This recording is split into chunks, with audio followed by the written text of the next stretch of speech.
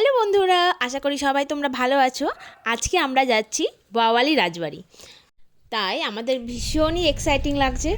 এখন আমরা বেরিয়েছি বাড়ি থেকে ওই মোটামুটি 11:30 পৌনে 12টার দিকে। তো এদিকে রাস্তায় প্রচুর জ্যাম ছিল, তাই আমাদের পৌঁছাতে মোটামুটি 1টার কাছাকাছি হয়েছে। আমরা এখন পৌঁছে গেছি, গাড়িটা এখানে রেখে ভ্যালের ব্যবস্থা আছে, তাই ওনারা নিয়ে যাবে আর আমাদের সুন্দর করে ওয়েলকাম করা হচ্ছে। এটা ভীষণই একটা ভালো, আমার তো খুব ভালো লেগেছে।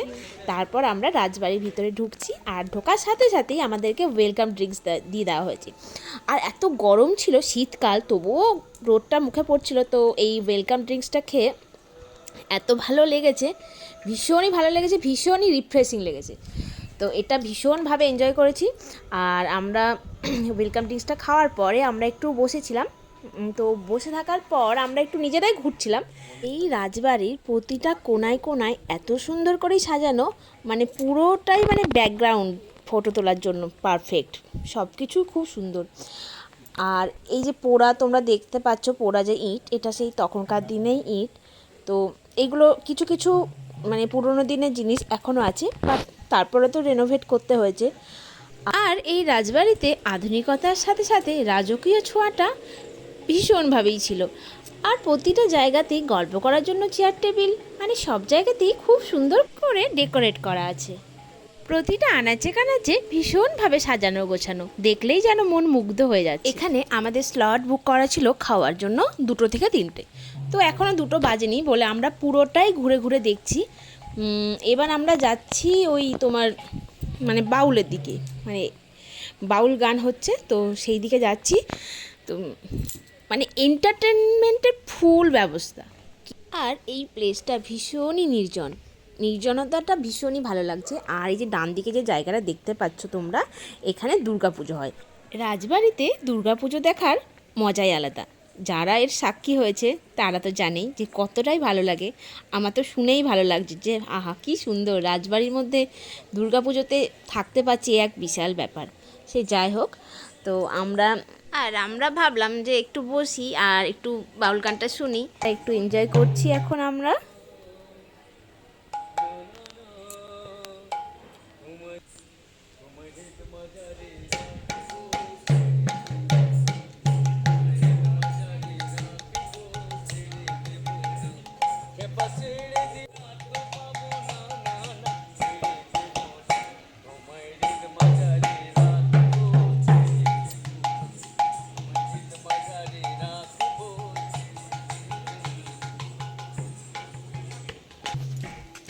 তারপর আমরা রাজবাড়ির আনাচে কানাচে ঘুরে বেড়াচ্ছি, যেদিকে যাচ্ছি মানে যেদিকে পাচ্ছি সেদিকেই ঘুরে বেড়াচ্ছি। আর এই দিকেও একটা প্রপার্টি আছে রাজবাড়ির, এই দিকে ডান দিকে যেতে হবে এটা। তো এটা আমরা এখন যাচ্ছি না, এটা খাওয়ার পরে যাব। এখন আর এখানে সমস্ত কিছু আছে, তোমার সুইমিং পুল আছে, জিম আছে, আবার এই গেমস রুমটাও আছে, বিভিন্ন রকম গেম খেলা হয় এখানে, দেখতেই পাচ্ছ। আর এই যে আমার হাজব্যান্ড স্টার্ট করে দিয়েছে অলরেডি।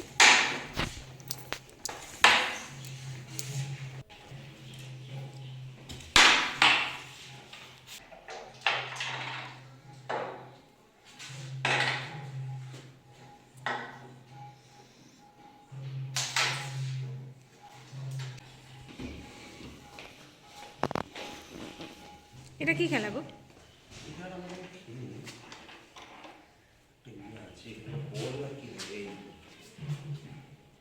এই যে বলটা, এই বলটাকে খেলিয়ে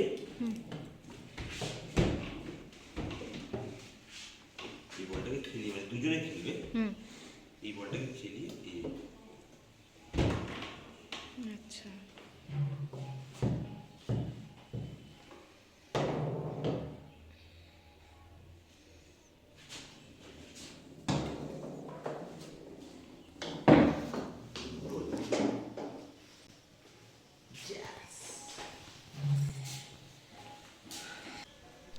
এখন আমরা এলাম সুইমিং পুলের ধারে।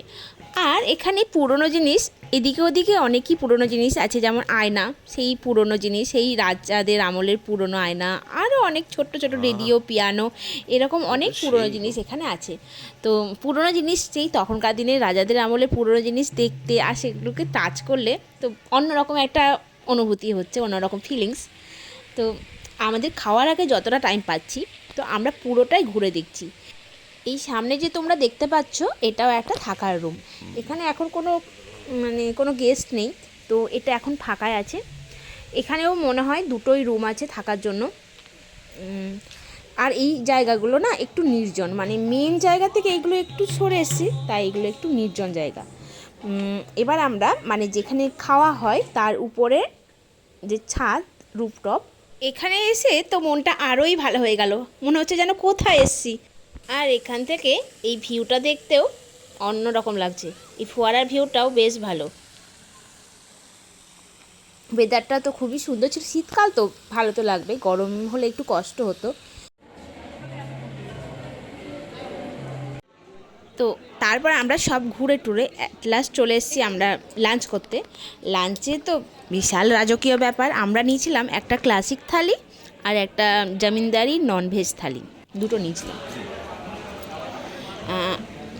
এখানে কী কী আছে, ভাত, ডাল, আলু পোস্ত, ঝুরঝুরে পোস্ত ভাজা, স্যালাড, আলু ভাজা, ফুলকপির বড়া, শুক্তো, চিংড়ি মাছের পকোড়া, লুচি। আর জমিনদারি ননভেজ থালিতেও এই জিনিসগুলো মোটামুটি ছিল, শুধু পাতুরি আর মাটন কষা ছিল।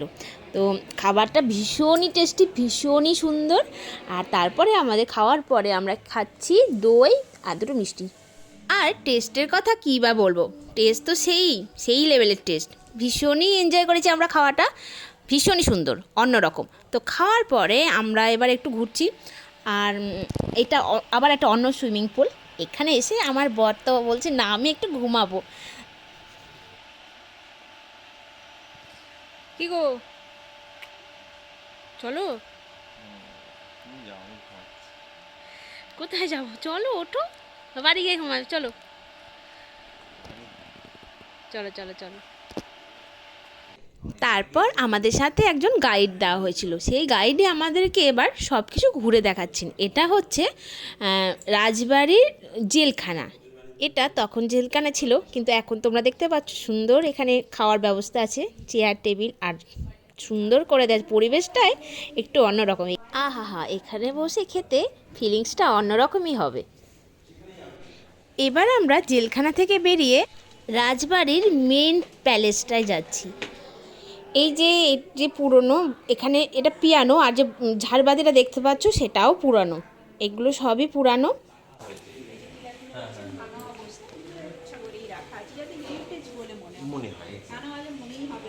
এখানে অনেক জিনিসই পুরানো আছে, এই যে আয়নাটা পুরানো, তো পুরানো জিনিস রাখলে সেই আগেকার দিনের ফিলিংস, আগেকার দিনের সব কিছুই মনে পড়ে যায়। তাই এখানে এখনও আগেকার দিনের মানে সেই জমিদার বংশের পুরানো কিছু কিছু জিনিসও রেখে দেওয়া হয়েছে। এই যে সেই ফটোগ্রাফ, মানে এটা অনেকটা ভাঙা অবস্থায় আছে, তারপর এটাকে তো রেনোভেট করে আরও সুন্দর করা হয়েছে।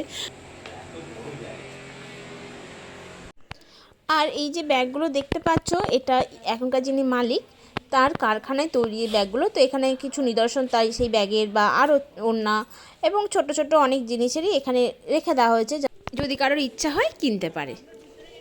আর এই যে পুরনো সেই জমিদার বংশের তৈরি, এটা ওই যে দেখতে পেলে টেবিলটা সেটা, আর এটা একটা থাকার রুম।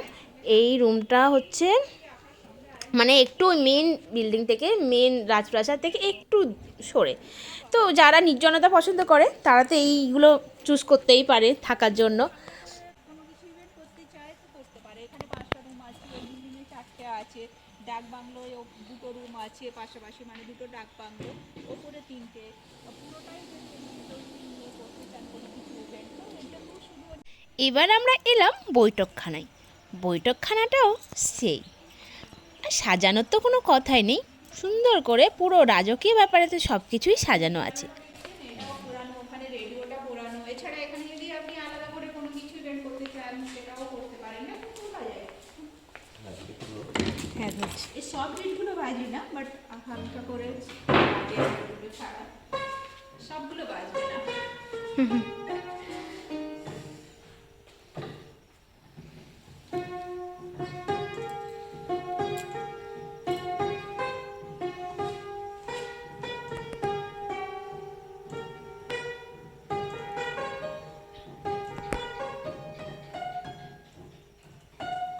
এত দিনের পুরনো না? হ্যাঁ, সেই তখনকার দিনের রেডিওটাকে কিন্তু উনি ফেলেন সেটাকেও রেখে দিয়েছেন স্টোর করে, মানে একটা ডেকোরেশন করে রেখেছেন। হ্যাঁ, হ্যাঁ, পুরানো জিনিস যেখানে যেগুলো ছিল সব নিয়ে উনি স্টোর করে বিভিন্ন জায়গায় ছড়িয়ে ছিটিয়ে রেখেছেন। এটা রুমেও আপনি পাবেন, বাইরেও পাবেন। আচ্ছা, রুমে কি মানে রুমে কি রুমে যেমন বেডগুলো পুরানো রয়েছে।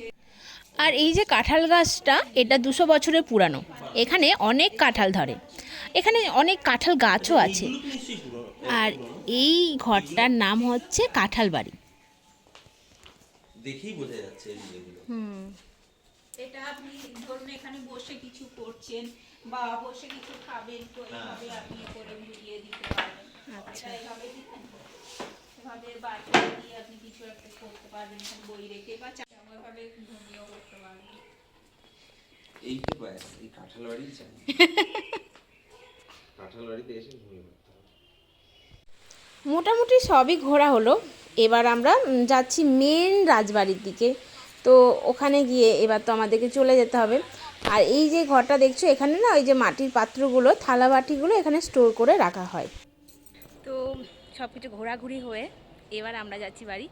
এখানে সন্ধ্যাবেলায় সন্ধ্যা আরতি হবে, লাইভ হবে মিউজিক বা ডান্স, কিন্তু আমরা দেখবো না, বাড়ি যেতে হবে, রাস্তায় অনেক জ্যাম হবে।